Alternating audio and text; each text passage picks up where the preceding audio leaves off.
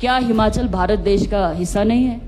क्यों इस प्रकार की आज इस तरह की राजनीति क्यों हमारे सिस्टम पे हावी हो गई है कि हम टारगेट तौर में जो है इस तरह का भेदभाव जो है सरकारों से डायरेक्टली तौर पे कर रहे हैं। आरडीजी जीरो हो गया, हमें बाकी राज्यों से क्या लेना है? बाकी राज्यों का अपना राजस्व है, बाकी राज्य एक इंडस्ट्रियल एरिया प्लेन स्टेट है, वहां पे अपने राजस्व जिसमें आरडीजी की वजह से सिर्फ 2 या 3% फर्क पड़ रहा है। हमारे हिमाचल जैसे राज्य में जहां लगभग 13% जो फर्क पड़ रहा है, इसके बारे में मुझे लगता है हमारे सांसद महोदयों को भी अपने पार्लियामेंट में अपनी आवाज को बुलंद करना चाहिए।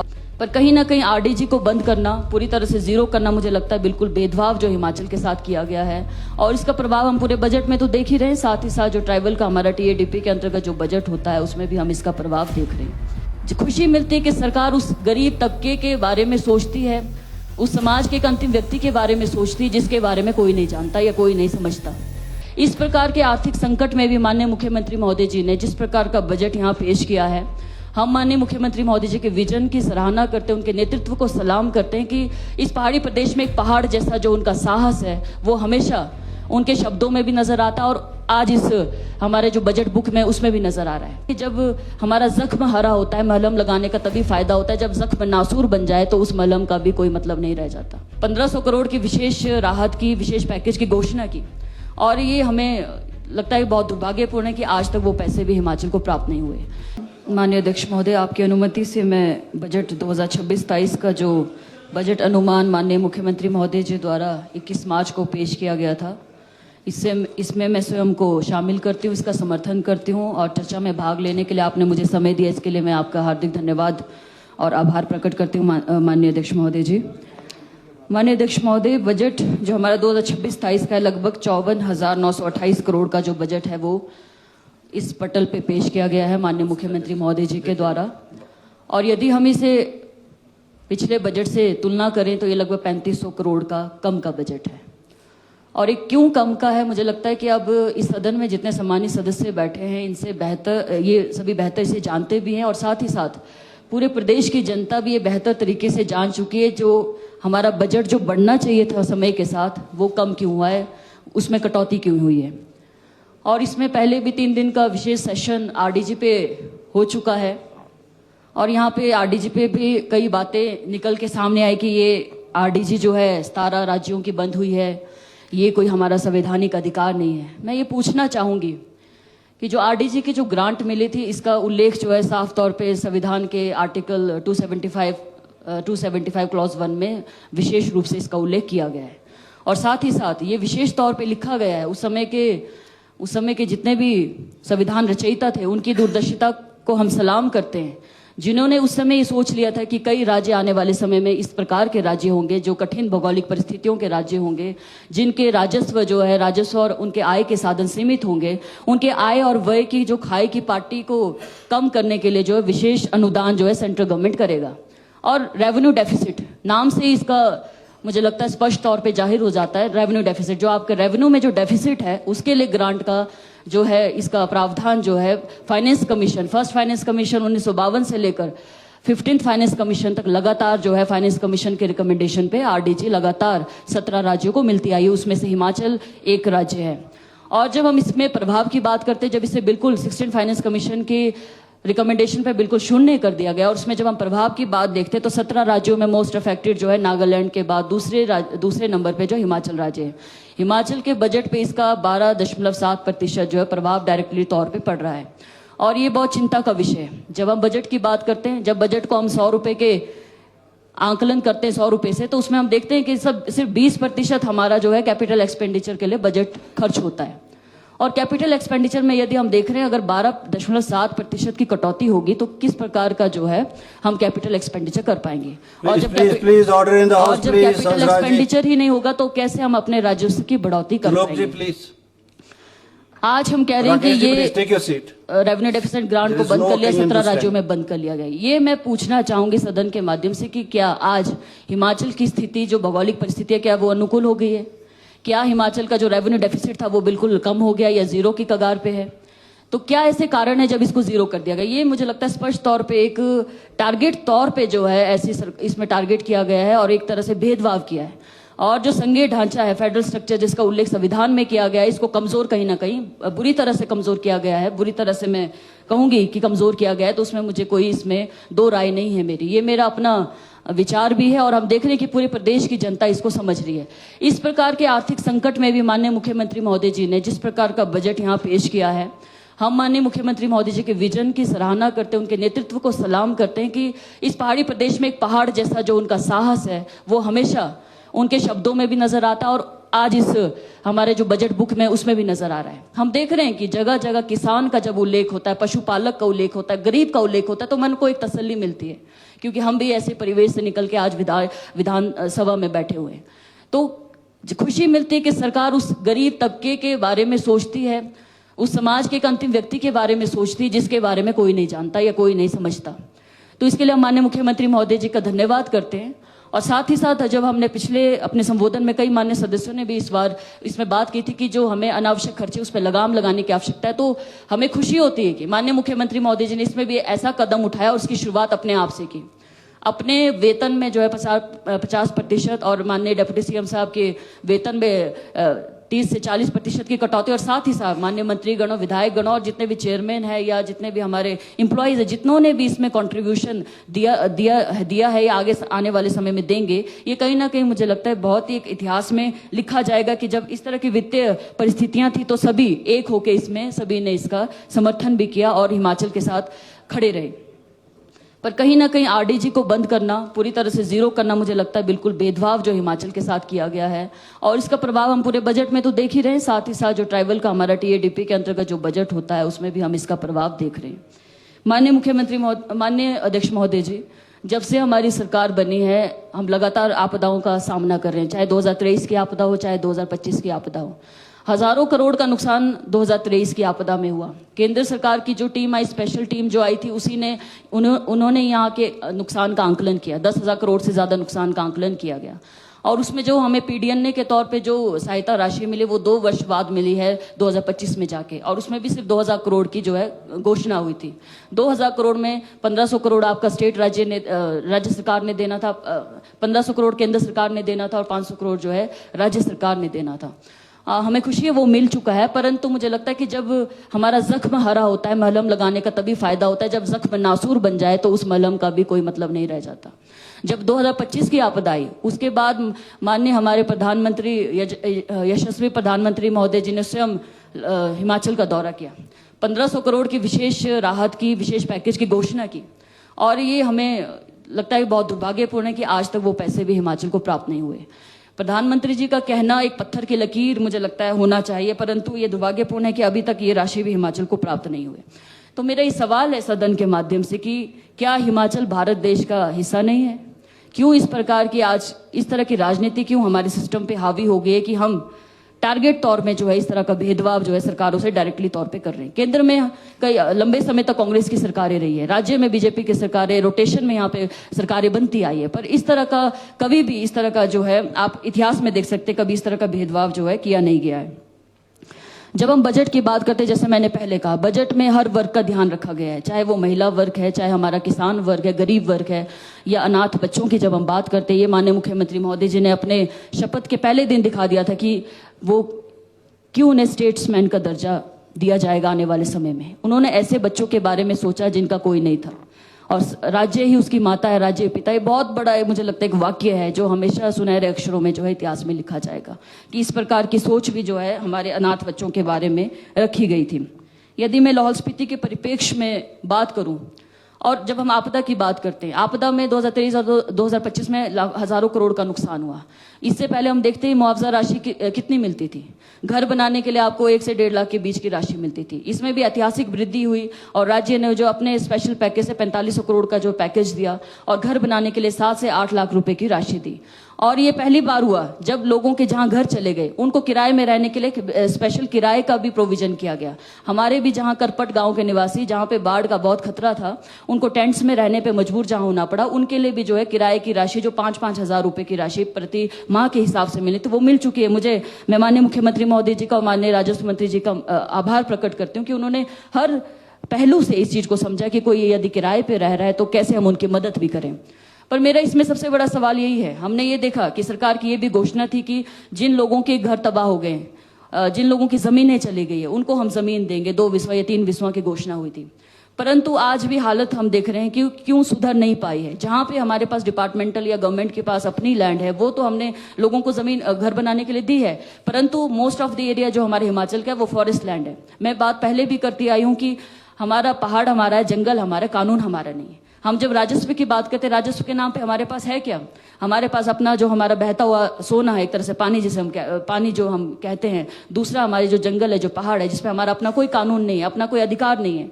किसी भी लैंड को यदि हमने डाइवर्ट करना है एफआरए के बाहर या नॉन फॉरेस्ट्री पर्पज से बाहर, तो हमें एफसीए में जाना पड़ता है, और इसके लिए भी एफसीए में हमें अमेंडमेंट मिले, संशोधन इसमें हो जाए, इसके लिए भी यहाँ पे सरकारी विधेयक लाया गया था, उसको सरकारी प्रस्ताव लाया गया था, इसको सदन से पारित किया गया था। परंतु ये भी दुर्भाग्यपूर्ण है कि अभी तक इसमें जो है संशोधन नहीं हुआ। माननीय सांसद जितने भी हमारे हिमाचल से 7 सांसद जो टोटल यहाँ से चुने के जाते हैं, मुझे लगता है कि उन्हें भी इस पे अपने विचार रखने चाहिए कि वो हिमाचल के हितों के कितने हितैषी हैं। आरडीजी 0 हो गया, हमें बाकी राज्यों से क्या लेना है? बाकी राज्यों का अपना राजस्व है, बाकी राज्य एक इंडस्ट्रियल एरिया, प्लेन स्टेट है, वहां पे अपने राजस्व, जिसमें आरडीजी की वजह से सिर्फ 2 या 3% फर्क पड़ रहा है। हमारे हिमाचल जैसे राज्य में जहां लगभग 13% जो फर्क पड़ रहा है, इसके बारे में मुझे लगता है हमारे सांसद महोदयों को भी अपने पार्लियामेंट में अपनी आवाज को बुलंद करना चाहिए। और ऐसे लोग जिनकी जमीनें चली गई, जिनका घर चला गया, जिनके पास कुछ नहीं है, जिन पे जो टेंट्स में रहने को मजबूर हो गए, आज भी उनको हम जमीनें नहीं दे पा रहे, तो ये कब, इतना बड़ा बात तो है नहीं, इतनी बड़ी बात नहीं है, इसमें संशोधन इजिली किया जा सकता है। पर हमारे पार्लियामेंटेरियन जितने हैं, मेरा निवेदन रहेगा सदन के माध्यम से कि उनको इस बारे में सदन में अपनी आवाज बुलंद करनी चाहिए, ताकि केंद्र सरकार इस ओर ध्यान दे सके। यदि मैं लाहौल स्पीति के लिए बजट की बात करूं, तो मैं माननीय मुख्यमंत्री महोदय जी का धन्यवाद करती हूं कि लाहौल स्पीति के लिए कई ऐसी प्रोजेक्ट हैं जिसमें उल्लेख जो है बजट में किया गया है। खास तौर पे हम देखते हैं कि मुध भावा सड़क, जो बहुत पुरानी मांग थी पूरे स्पीति वैली की और किन्नौर वैली की, इसकी घोषणा जो है माननीय मुख्यमंत्री महोदय जी ने द्वारा की है। हेलीपोर्ट्स की बात की, हेलीपोर्ट्स के बनने से ट्राइबल जनजातीय क्षेत्रों को बहुत इसका फायदा मिलेगा। साथ ही साथ हर्बल गार्डन की बात हुई, लाहौल स्पीति के लिए म्यूजियम को अपग्रेड करने की बात हुई। इस सभी के लिए मैं माननीय मुख्यमंत्री महोदय जी का धन्यवाद करूंगी। पर्यटन क्षेत्र में जो है लाहौल स्पीति को आगे ले जाने की बात हुई है। मेरा निवेदन, मैं ये नहीं कहूंगी कि सब कुछ हो गया, ये सब कुछ रातों रात नहीं होता है, कलेक्टिव एफर्ट से ये चीजें होती है। मुझे भी 1.5 साल का समय जो है कंप्लीट हो चुका है, और माननीय मुख्यमंत्री महोदय जी और माननीय मंत्रीगणों के आशीर्वाद से कई ऐसे प्रोजेक्ट को हम इंप्लीमेंट करने में जो है कामयाब हुए हैं। उनमें से कुछ का उल्लेख मैं जरूर करना चाहूंगी। हमारे स्पीति में जो लगभग 75 करोड़ की राशि से इंटरनेशनल स्टेडियम बनने जा रहा है, ये माइनॉरिटी डिपार्टमेंट के अंडर एक स्कीम के द्वारा हुआ है, परंतु इसकी जो लास्ट स्वीकृति है वो केंद्र सरकार से ही मिलती है, परंतु जो भी प्रपोजल जाता है वो डिस्ट्रिक्ट के माध्यम से, स्टेट के माध्यम से सेंटर को जाता है। प्रपोजल्स तो हजारों हैं, पर उसमें मैं माननीय मुख्यमंत्री महोदय जी और माननीय खेल मंत्री जी का धन्यवाद करूंगी कि इन्होंने प्राथमिकता से इस प्रोजेक्ट को आगे भेजा और इसमें स्वीकृति हमें मिली है, और इसका सब कुछ कार्य जो है इस वर्ष शुरू हो जाएगा। साथ ही साथ 8 करोड़ की राशि से क्रिकेट स्टेडियम का निर्माण हमारे स्पीति और काजा शीत मरुस्थल में होना है। सीवरेज स्कीम, जो केलोंग टाउन की सीवरेज स्कीम लगभग 30 वर्ष पुरानी स्कीम है, इसके लिए हमारे 26 करोड़ सैंक्शन हुआ है। इसका भी टेंडरिंग स्टेज में कार्य है, जिसका कार्य भी जल्द शुरू हो जाएगा। सीवरेज स्कीम ताबो और काजा के लिए जो राशि स्वीकृत हुई, इसके लिए भी माननीय मुख्यमंत्री महोदय जी का मैं धन्यवाद करना चाहूंगी। कोल्ड स्टोरेज का और कारगा जो हमारा मार्केटिंग यार्ड है, इसका कार्य लंबे समय से पेंडिंग था, इसके लिए भी हम माननीय मुख्यमंत्री महोदय जी का धन्यवाद करते हैं। नबार्ड के अंतर्गत मेरी 3 स्कीमें सैंक्शन हुई है लगभग 30 से 40 करोड़ की, इसके लिए मैं माननीय मुख्यमंत्री महोदय जी का धन्यवाद करती हूँ।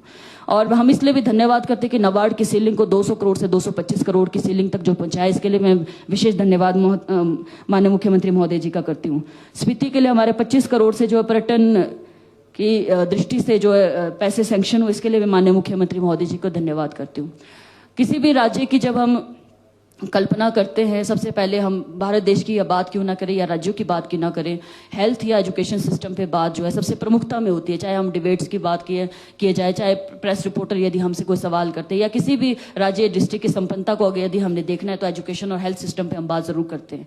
मैं माननीय मुख्यमंत्री महोदय जी का और माननीय मंत्रीगणों का धन्यवाद करती हूँ कि हेल्थ और एजुकेशन सिस्टम पे जो है सोचा गया और इसको सबसे सुप्रीम प्रायोरिटी के तौर पे आगे रखा गया।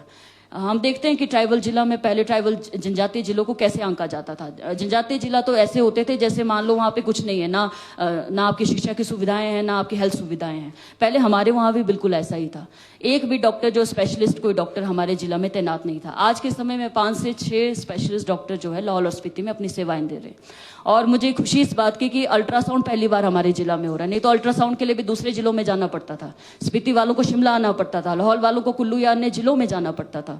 तो इसके लिए मैं माननीय मुख्यमंत्री महोदय जी का धन्यवाद करती हूँ और माननीय हेल्थ मिनिस्टर साहब का धन्यवाद करती हूँ।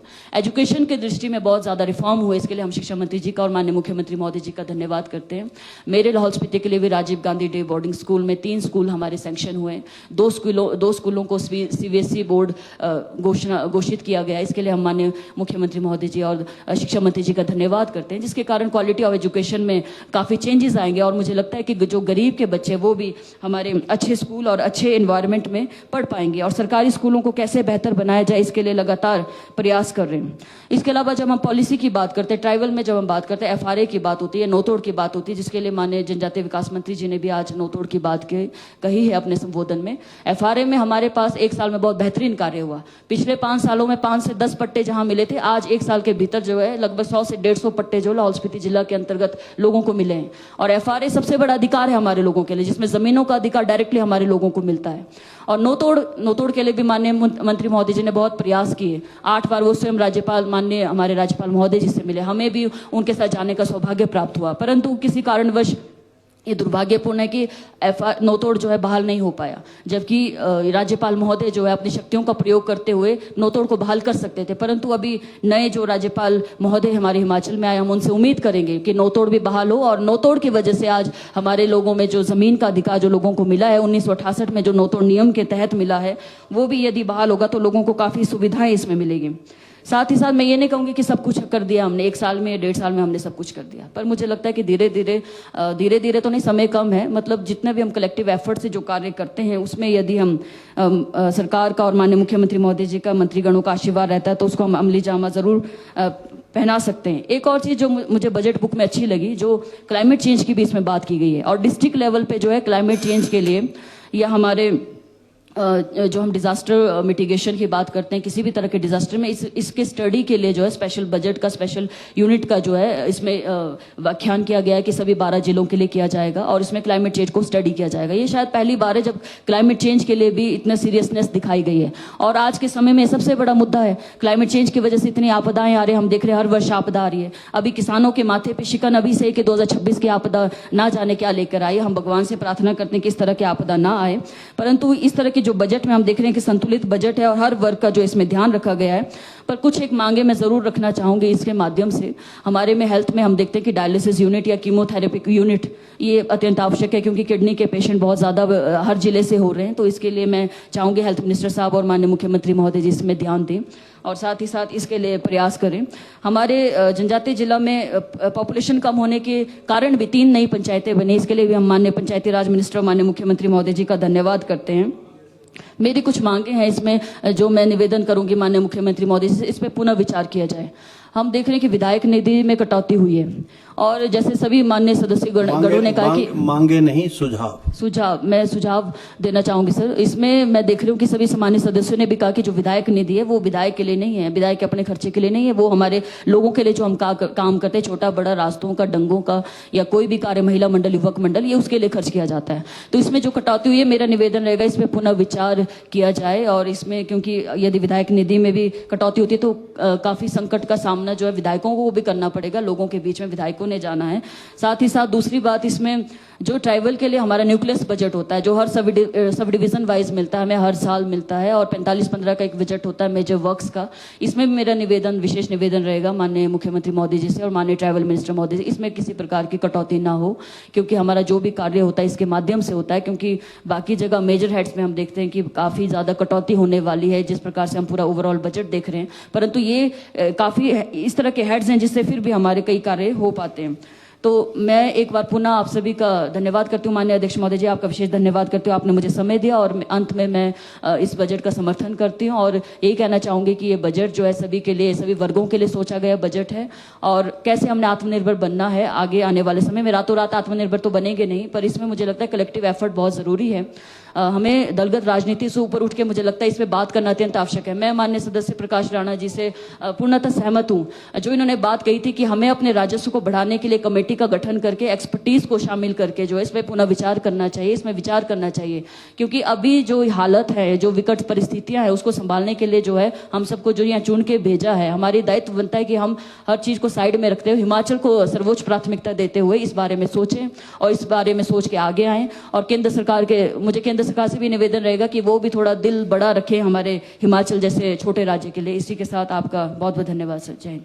सेब की फसल में कलियों के फूटते ही पेड़ों को सबसे अधिक ऊर्जा की जरूरत होती है। दे अपने पेड़ों को यारा के बैलेंस न्यूट्रिशन की ताकत, जो पत्तों और फूलों का संतुलित विकास सुनिश्चित करे। यही ऊर्जा आपकी फसल को बेहतरीन बढ़त और उच्च पैदावार देगी। शुरुआत से ही सेहतमंद सेबों की बुनियाद रखे।